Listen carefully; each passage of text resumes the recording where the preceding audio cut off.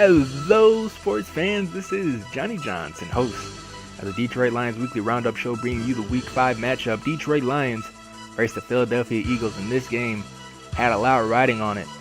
The matchup impacts the standings in both divisions, both the NFC North and the NFC East. So both teams looking to get a W out of this one as Carson Wentz tries to get his receiver back to the first down marker. Good tackle there by Darius Slay to break it up, making them take the 3. But the Lions capitalize next drive as Matthew Stafford finds a good pass over to the left for Terrell Pryor. And again, no safety help as they match up one-on-one on the outside, and Josh Gordon makes him pay on the opposite side, making one man miss, burning all the safeties, and taking it up the sideline for the Lions score, making that a quick 14-3 lead. But Carson Wentz was not done yet. He was not ready to give up. He's looking to tie this game up before the half, but he does get the touchdown as he finds a receiver over the middle, makes one man miss, and drags a defender into the touchdown. And that's points on the board now for the Philadelphia Eagles. But again, as I mentioned earlier, no safety help on the outside, and Josh Gordon just torches his man. And it only gets worse here for the Eagles as Tevin Coleman breaks it up past the linebackers, past the safety, and drags them into a touchdown. And it's 28-10 now into this fourth quarter. But the Philadelphia Eagles weren't out of it yet. Good catch there and good pass on the corner route as Zach Ertz makes one man miss and then does this ugly dance move. Don't know what that is. But nevertheless, that is a score, and it's getting closer here for the Philadelphia Eagles until Tevin Coleman decides to break it on the outside, makes a man miss, and it's just too quick as he takes it all the way into the end zone, and that would be the dagger. Philly was not out of it all the way. They still were able to get another touchdown, and that brought the Eagles just a little bit closer, putting the pressure right back on the Detroit Lions. And it got worse potentially as Amir Abdullah, the backup running back, gets a touch and then gets tackled down, and they call a fumble on the field. And as the officials review it, we give you a look and we can clearly see, both a knee and an elbow down in this one. And that call does end up getting overturned, but it didn't mean progress for the Lions as Matthew Stafford goes down this next play. 3rd and 5, they need to pick it up, but he can't find any options. He looks to scramble and make some extra time, but he only gets thrown down as he gets the ball away. And Johnny Manziel has to come in as Matthew Stafford is ruled out for the rest of the fourth quarter. And Carson Wentz brought his team back on the field looking to capitalize on the quarterback being down, looking for an option, and gets a man all the way down to the 1 as they do get a touchdown, knotting it up a little bit closer at 31-38 as Josh Gordon picks up the offside kick. Short hands there by the receiver, and Abdullah gets a chance to redeem himself as he goes to the right again, but this time too much quickness, too much speed, and too much strength as he gets until the touchdown for a Lions score. And that's about how it would end. 45-31, the Lions pick up the W and stay on track in the NFC North.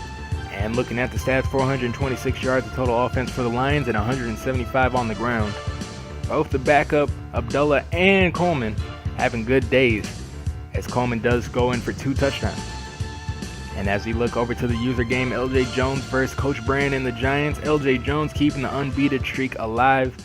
Aaron Rodgers reported going down, but Brett Hundley stepping in. We spoke with LJ after that game.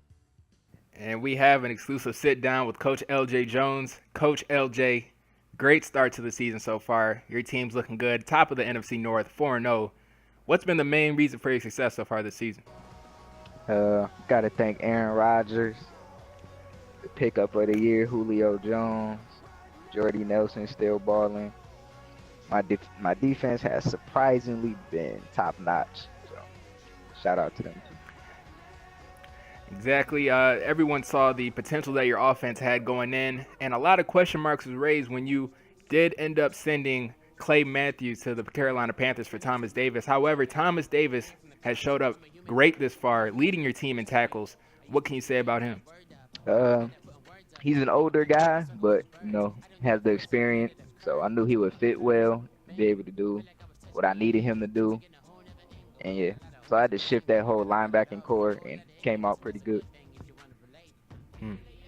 And we have to ask you, Coach LJ, it's been a little while since this first came up, but the comments still stand.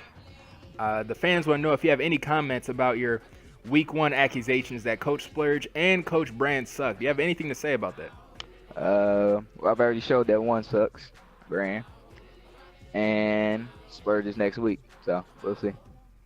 And lastly, Coach LJ, we have some more news coming out of the Giants camp. We have Coach Brand. He started off the season kind of rough, but he is predicting that he will run the table. What do you say about that? Do you have any comments on his performance so far? Well, to be honest, he did have the best defense I've played so far this year. Odell Beckham is a handful. Run the table, I don't know. He has some good competition still to play. He has Coach Savage, Coach Splurge again. But he can get past those two, then I think he can run the table. Yeah. Not come playoff time though. Because he has to run into me eventually.